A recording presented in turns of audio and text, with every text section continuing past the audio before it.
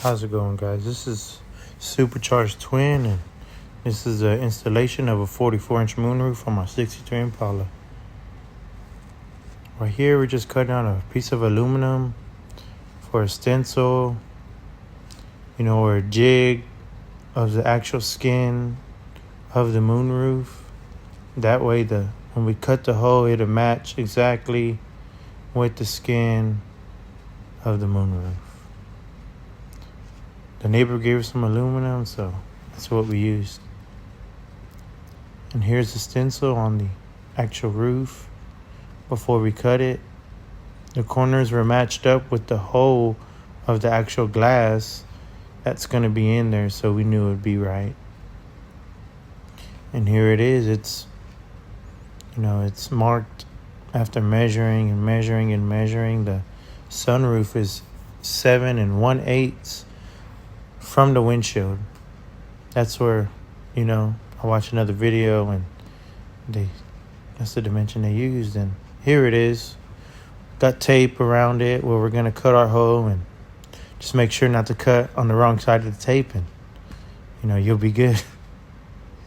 And it's, just be patient and take your time. And we welded this piece of sheet metal on the back that we broke, and welded to the sheet metal so that way it wouldn't cave in that much. Just some extra support to help you, even though it did cave in still, but this did help a lot. And here it is. It's cut out, We cut it out a little bit skinny. That way, if we needed to trim it up some more, we still could, And here it is. It's fitted in, and I would say it fits pretty good right here, which it did. We only trimmed it just a little bit and grinded it down, and that's pretty much it. And right here we cut out the bows and sat it in there, and we got some pieces from Harbor Freight that you could put in between the sheet metal to hold it up. It worked somewhat good, but there's so much infrastructure that you could barely use them in some areas. And here it is tacked in before we went around everything, because it takes some time where you're just tacking it.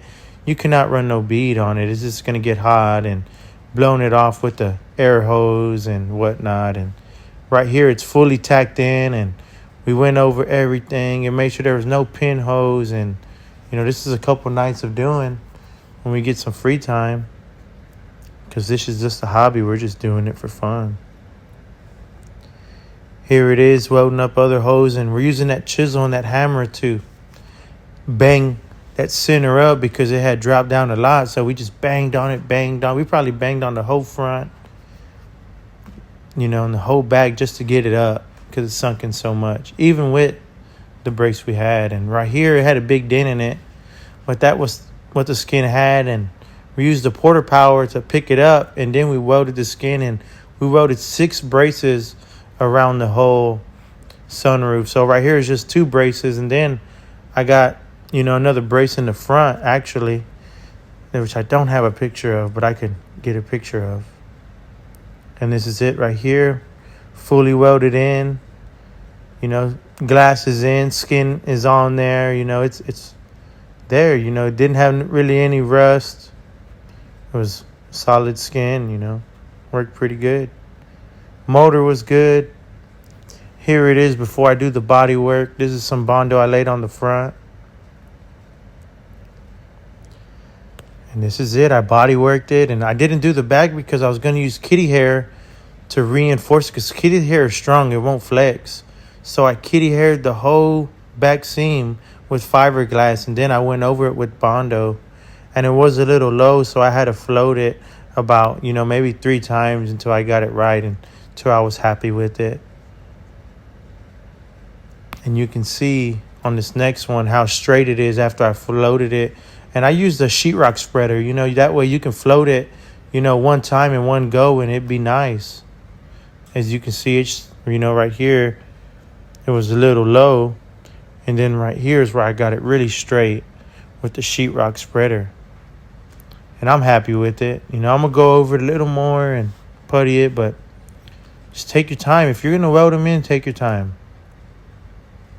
That's all I can say to you. And be patient and don't try to rush your welds and do this and do that.